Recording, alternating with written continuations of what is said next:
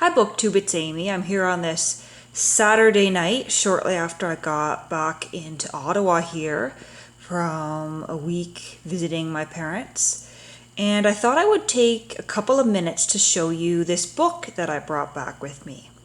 This is a book I've had for many years. It was a gift from my grandfather on Christmas 2008, but I've never actually read it. I did try at one point, but the story wasn't something that appealed to me.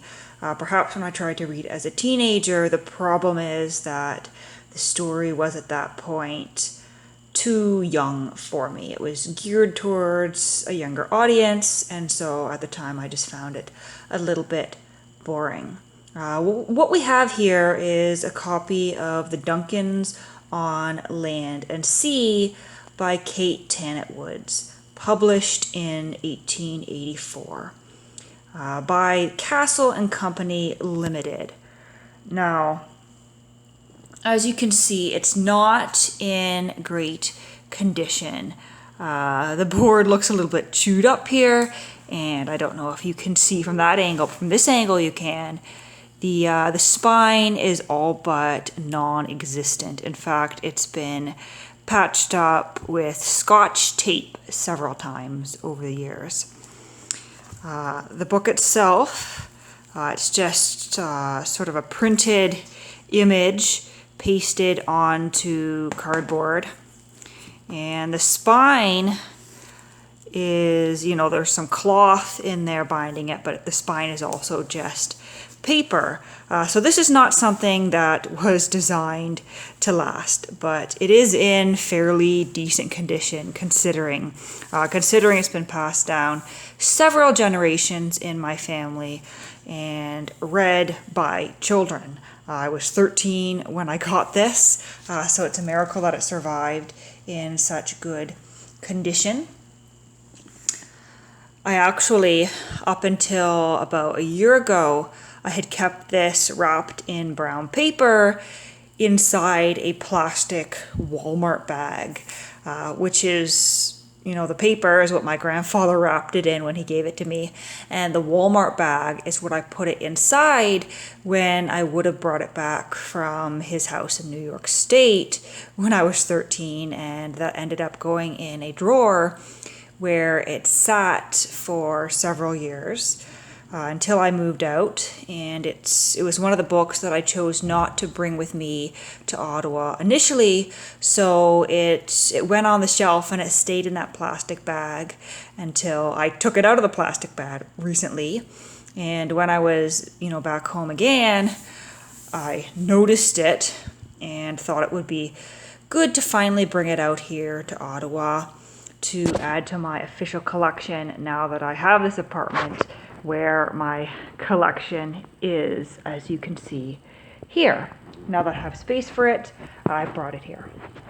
So in the front we have this inscription that says Merry Christmas J, December 25th, 1892. So I have to refer to this note, but so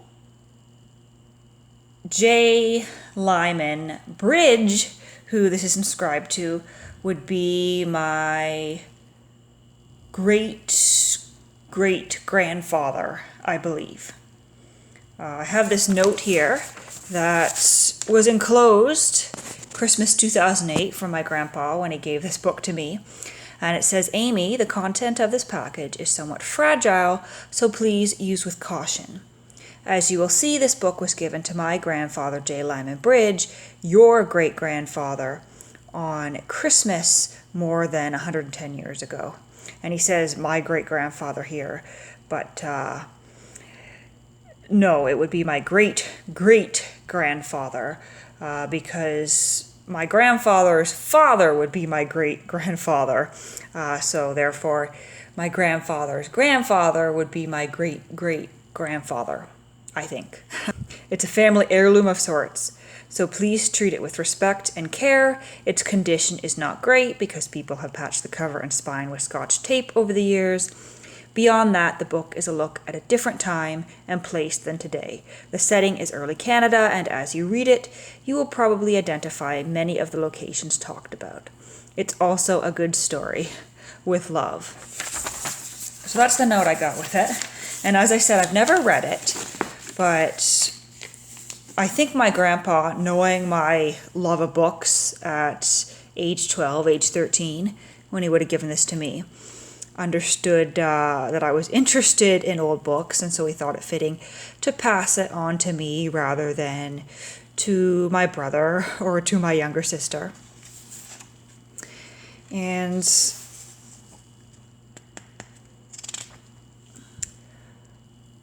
I think he also, decided to pass it on to me, given that I live in Canada and it's set in Canada. At least in part. I flipped through, and a good deal of the plot seems to take place in the United States as well. We've got these great full-page images in here. The caption says, "The famous Mons Meg Battery." So I don't know much about Kate Tennant Woods, but it says here that she was the author of Toots and His Friends, Twice, Two, and Other Stories, Out and About, Six Little Rebels, and Dr. Dick, etc., etc. I think it's a bit funny that it says etc., etc. Published New York, London, and Paris, Castle and Company Limited. And the pages in here are really quite thick, which I think is why it's lasted. Copyright 1883, so this is obviously not a first edition, given that on the front here it says 1884. We've got this nice almost a castle type home there. List of the illustrations, and these beautiful capital letters to begin the chapters. This weird kind of child cherub here with a couple of rings. I'm hoping that focused okay.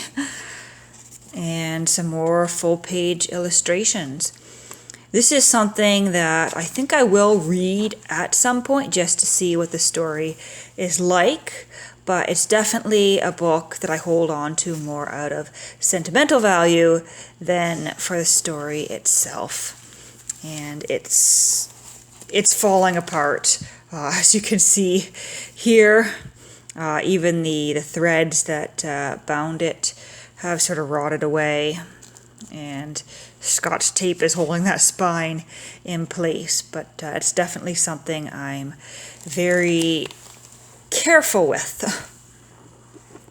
I'll flip it over and show you the illustration on the back here. So yeah, I thought I would just share this interesting and lovely illustrated book that was passed down to me by my grandfather. Let me know if you found this interesting at all. And I'd also love to hear in the comments if you have any books like this in your collection. Is there, an old battered book that was passed down several generations in your family that you find interesting? And if you're a booktuber, maybe make a video on it. I'd love to see that. Have a great Saturday night and a great weekend.